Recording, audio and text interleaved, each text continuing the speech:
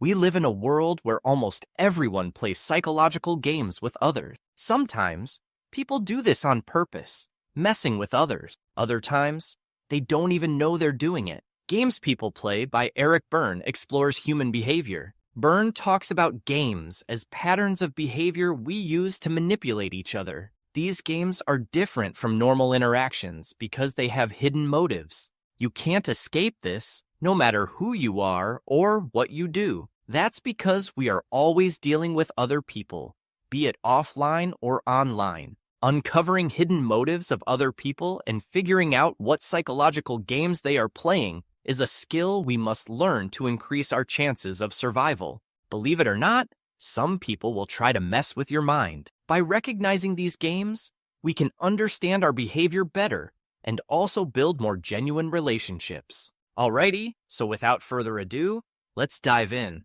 Understanding ego states. To really get why people behave the way they do, we need to understand our ego states. We all act on the basis of our ego states. We can break down personality into 3 different parts or ego states. These ego states are the parent, the adult, and the child. Each one of these states influences how we think, feel, and act in different situations. The parent ego state. The parent ego state is like a voice inside our head that reflects what we learned from our parents or caregivers when we were growing up. Imagine your mom or dad telling you what to do, how to behave, or how to react to certain situations. This voice can be nurturing and supportive, like when your mom comforts you when you're sad. Or it can be critical and controlling, like when your dad scolds you for not doing your homework. For example, when you comfort a friend who is upset by giving them a hug and kind words, you're acting from your nurturing parent ego state. On the other hand, when you criticize someone for being late or tell them they should have done something differently, you're acting from your critical parent ego state, the adult ego state. The adult ego state is the rational and logical part of our personality. It processes information and makes decisions based on facts, not emotions. Think of it as a computer in your brain that helps you solve problems and understand things clearly. The adult ego state is all about being objective and balanced. It doesn't judge or get emotional.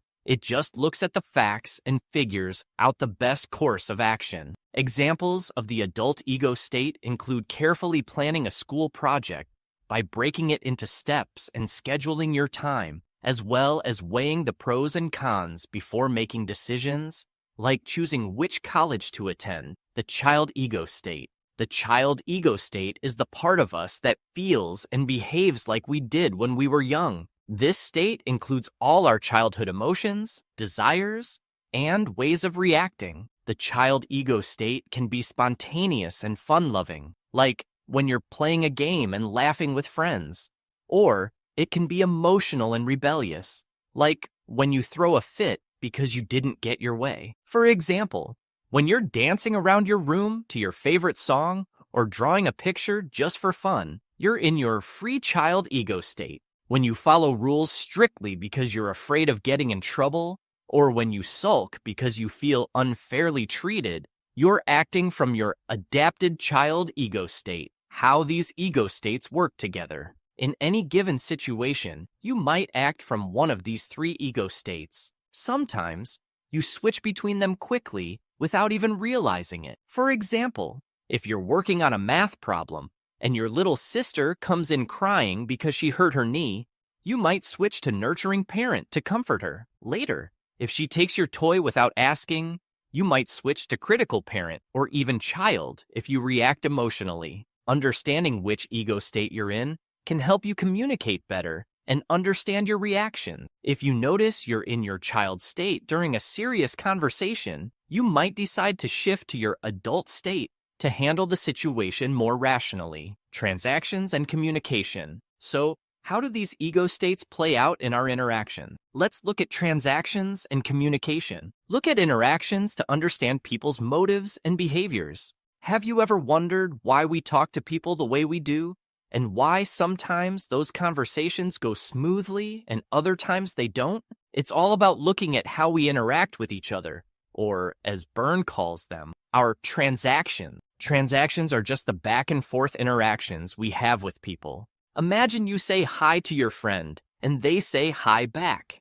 That's a simple transaction. Whenever you talk to someone, you're engaging in a transaction. But transactions can get more complex, especially when different ego states are involved. Types of transactions. Berne describes 3 main types of transactions: complementary, crossed, and ulterior. Complementary transactions are smooth and expected. They happen when the response matches the stimulus in a way that both people understand and accept. For example, if you're in your adult state and say, "Can you help me with this report?" and your colleague replies from their adult state, "Sure, I'd be happy to help." That's a complementary transaction. Both of you are on the same page, and the conversation flows naturally. Cross transactions occur when the response doesn't match the stimulus, leading to misunderstandings or conflicts. Imagine you're still in your adult state and ask, "Can you help me with this report?" But your colleague responds from their child state,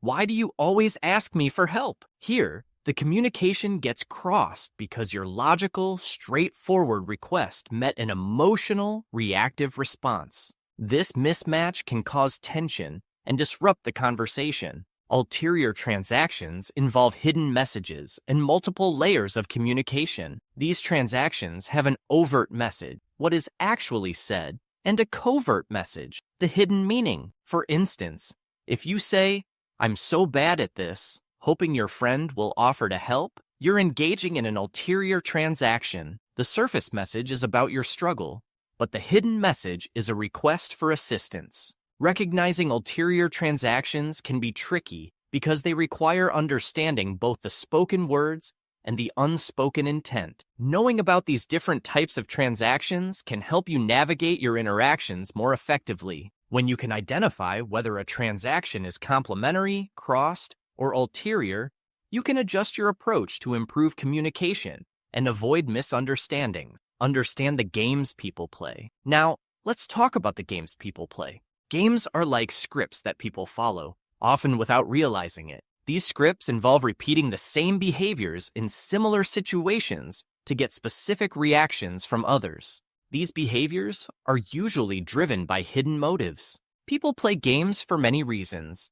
Games give attention and sympathy. They offer a familiar way to connect with others. Games also help people keep a safe emotional distance, avoiding getting too close or vulnerable. Life games. Life games are strategies people use to navigate their daily lives, often without realizing it. These unconscious strategies help individuals cope with their emotions, desires, and social situations. Each game serves a psychological purpose and has its own unique dynamics. One common life game is the Kick Me game. In this game, the individual sets themselves up to be criticized or rejected. They might behave in ways that provoke negative responses from others, reinforcing their belief that they are always the victim. For instance, someone might say, "I always seem to mess things up," prompting others to respond, "Why do you always make things difficult for yourself?" This game allows the player to avoid responsibility for their own actions by blaming others for their misfortunes, receiving validation for their self-image as a failure or victim. Another life game is See What You Made Me Do, where the player blames others for their own mistakes or failures. By shifting the responsibility to someone else, they avoid taking accountability for their actions. For example, a player might say, "If you hadn't distracted me, I wouldn't have messed up," causing others to feel guilty and responsible for the player's problems. This game often involves guilt tripping and manipulation, perpetuating a cycle of blame and defensiveness. The "Now I've Got You, you son of a bitch" game involves setting someone up to fail or make a mistake so that the player can express justified anger or superiority. The goal is to trap the other person in a no-win situation, allowing the player to vent their frustrations and feel morally righteous. For instance, a player might say, "I told you to do it this way, but you did it wrong again,"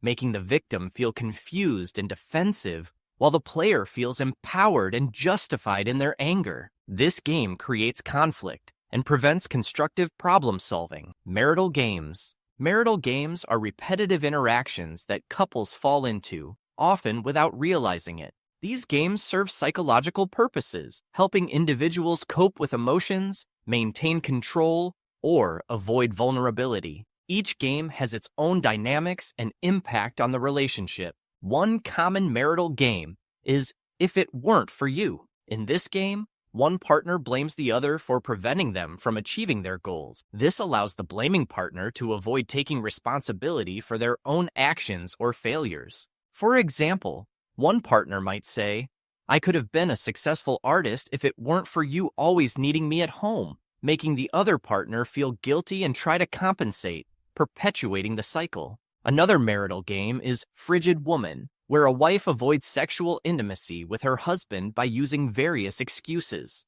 This game often masks deeper issues in the relationship, such as power struggles or unresolved conflicts. For instance, the husband might complain, "You never want to be intimate with me," and the wife might respond, "I'm just too tired and stressed out from everything." This game prevents genuine communication about their needs and issues, creating a repetitive pattern of avoidance and frustration. In Look How Hard I've Tried, one partner puts in visible effort to solve a problem, but in ways that are bound to fail. This allows them to gain sympathy and avoid facing the possibility of real change or success. For example, one partner might say, "I've done everything I can to make this work, but nothing helps," while the other suggests trying something different. The partner who tries hard gains sympathy and avoids taking responsibility for finding effective solutions, while the other partner feels frustrated and helpless.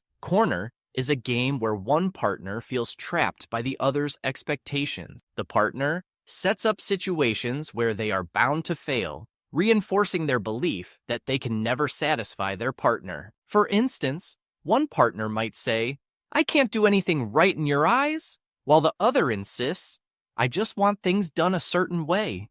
The partner feeling trapped believes they can never meet the expectations, while the demanding partner feels justified in their dissatisfaction, creating ongoing tension. In courtroom, couples engage in arguments as if presenting cases in court, each trying to prove their point and win. This game involves gathering evidence, making accusations, and defending against the other's claims. For example, one partner might say, "You're always late. Why can't you be on time?" While the other defends, "You never understand how busy I am." The focus is on winning the argument rather than resolving the underlying issues, leading to ongoing conflict. Lastly, Sweetheart is a game where couples excessively flatter each other to avoid confronting real issues. This game creates a superficial harmony, masking deeper dissatisfaction or conflict. For example, one partner might say, "You're so wonderful and perfect," and the other responds,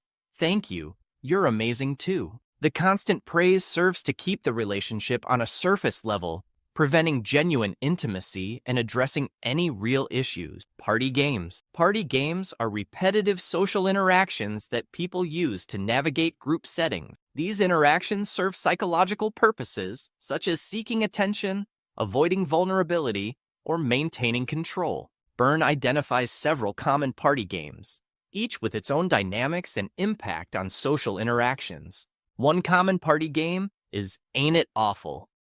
In this game, participants bond over shared complaints about life, work, or other aspects of their experiences. For example, one person might say, "My boss is such a jerk. He never appreciates anything I do." And another might respond, "I know exactly what you mean. My job is a nightmare too." This game allows people to gain sympathy and attention from others by emphasizing their misfortunes. While they feel validated and supported, the game prevents them from seeking constructive solutions to their problems. Another game is Blemish, where individuals focus on finding faults in others. For instance, someone might say, "Did you see how poorly dressed she was at the party?" And another might agree, "Yes, it was so unprofessional." By pointing out others' imperfections, participants feel superior and justify their own actions. This game reinforces self-esteem, but creates a negative atmosphere and hinders genuine connection. Schlemiel involves clumsy or inappropriate behavior that leads to others cleaning up the mess or offering forgiveness. An example would be someone spilling their drink and saying, "Oops, I spilled my drink all over the table," and another person responding, "Don't worry, I'll help you clean it up." The schlemiel gains attention and care from others through their mishaps, receiving sympathy and assistance. However, this can lead to resentment over time, as others feel obligated to help. In Why Don't You? Yes, but one person asks for advice or solutions but rejects every suggestion, maintaining their position as a helpless victim. For example, someone might say, "I don't know how to deal with my difficult coworker," and when another suggests, "Have you tried talking to them directly?" they respond, "Yes, but that never works." This game allows the person seeking advice to gain attention and sympathy without making any real effort to change their situation. The advice giver becomes frustrated, feeling that their suggestions are never good enough. Underworld games. Underworld games are repetitive social interactions that revolve around criminal or antisocial behavior. These interactions serve psychological purposes, such as seeking excitement, avoiding responsibility, or gaining control. Berne identifies several common Underworld games, each with its own dynamics and impact on the individuals involved. One such game is Cops and Robbers, where individuals assume the roles of law enforcement and criminals. This game involves a predictable cycle of crime and punishment, with each side reinforcing the other's behavior. For instance, a criminal might engage in illegal activities like theft or vandalism, while a cop pursues and apprehends them. The cycle continues as the criminal gets caught, faces punishment, and eventually returns to criminal behavior, while the cop keeps chasing them. The thrill of the chase and the clear roles of good and bad provide psychological satisfaction for both parties, even though it perpetuates a cycle of crime and punishment. Another example is How Do You Get Out of Here?, which involves individuals who constantly find themselves in difficult or risky situations and look for ways to escape. This game is about the excitement of getting into trouble and the challenge of getting out of it. A player might engage in risky behaviors like gambling or substance abuse, while others try to help them get out of trouble. The cycle continues as the player escapes one situation only to get into another, keeping the game going. The player experiences excitement and attention from others, while those trying to help feel needed and important, even though the cycle continues. Let's pull a fast one on Joey is about deceiving or tricking someone, often for the thrill of getting away with it. The game involves planning and executing a scheme to outsmart another person. A player might plan a prank or deception to fool someone, who then falls for the trick and reacts. The cycle continues as the player feels clever and superior for outsmarting their victim, who feels embarrassed or frustrated. This game provides a sense of accomplishment and superiority for the player, reinforcing their behavior. Good games. People play. Not all games are bad, you know.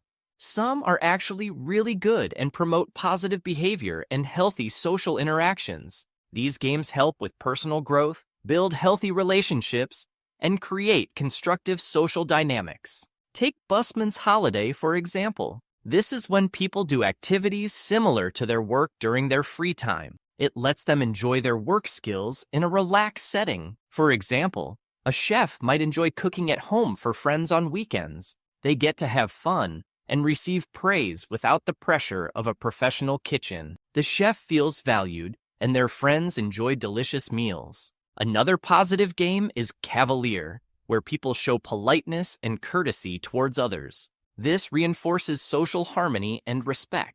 Imagine someone who always holds the door open for others or helps carry heavy bags. These small acts of kindness create a positive atmosphere and encourage others to do the same. Happy to help, undersells, is about offering assistance and support without expecting anything in return. This fosters a sense of community and mutual aid. For example, someone might volunteer at a local shelter, helping those in need. The volunteer feels fulfilled, and those receiving help benefit from the support, creating a cycle of generosity and goodwill. In Homely Sage, individuals give wise and thoughtful advice in a friendly way, promoting wisdom sharing and learning. An experienced gardener might share tips with neighbors on growing plants. The gardener feels valued for their knowledge, and the neighbors benefit from practical advice, improving their gardening skills. They'll be glad they knew me is about striving to leave a positive impact on others,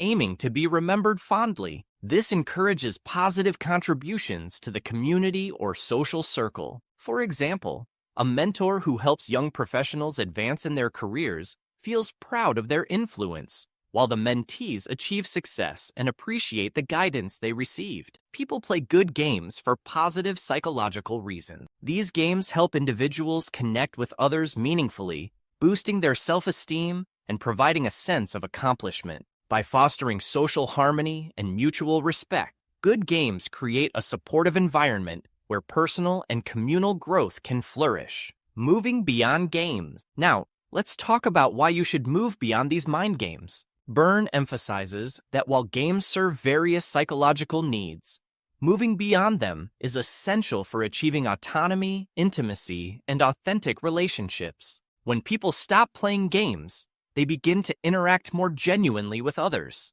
Instead of relying on hidden motives and manipulative behaviors, they communicate openly and honestly. This shift allows for the development of deeper connections and more fulfilling relationships. Berne suggests that authentic interactions are characterized by awareness, spontaneity, and intimacy. Awareness is the first step towards moving beyond games. It involves recognizing and understanding one's own behavior and the patterns that constitute games. By becoming aware of the games they play, individuals can begin to make conscious choices about their interaction. This awareness also extends to understanding others' behaviors and the dynamics of social interaction. Spontaneity is another crucial aspect of genuine interactions. When people stop playing games, they can respond to situations and interactions more freely and creatively. Spontaneity involves expressing genuine emotions and reactions without the constraints of pre-established patterns. This openness fosters a sense of authenticity and helps individuals build trust with others. Intimacy is the ultimate goal of moving beyond games.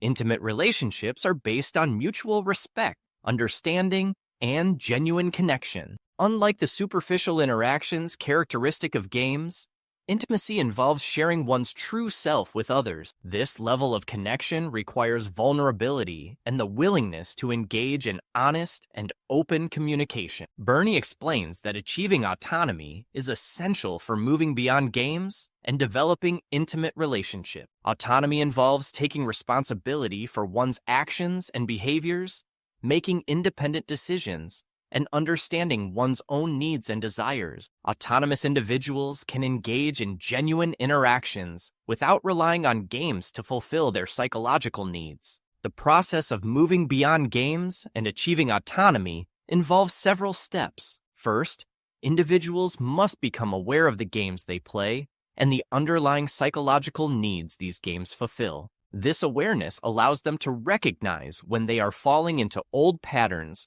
and make conscious choices to change their behavior. Next, individuals must practice honest and open communication. This involves expressing their true feelings and desires without resorting to manipulation or hidden motives. By communicating openly, they can build trust and understanding in their relationships. Another important step is to develop spontaneity and creativity in interactions. This involves being open to new experiences and willing to express genuine emotions and reactions. Spontaneity helps individuals break free from the constraints of games and engage in more authentic interactions. Finally, individuals must work towards building intimate relationships. This involves being vulnerable and willing to share one's true self with others. Intimacy requires mutual respect and understanding, as well as a commitment to honest and open communication. Berne also highlights the importance of personal growth and self-awareness in the process of moving beyond games. He suggests that individuals should engage in self-reflection and seek opportunities for personal development. This can involve therapy, self-help resources, or simply taking the time to understand one's own needs and desires. In conclusion, by becoming aware of the games they play, practicing honest and open communication, developing spontaneity, and building intimate connections, individuals can foster more genuine and fulfilling interactions. This process requires personal growth and self-awareness, but it ultimately leads to a more positive and balanced life. If you found these insights helpful, make sure to like, comment, and subscribe for more book summaries that can transform your life. Don't forget to hit the bell icon so you never miss an update. Join my email newsletter for exclusive content and updates. The link is in the description. If you're interested in diving deeper, buy the book through the link provided below. Share this video with anyone who could benefit from these powerful ideas. Until next time, keep learning and growing.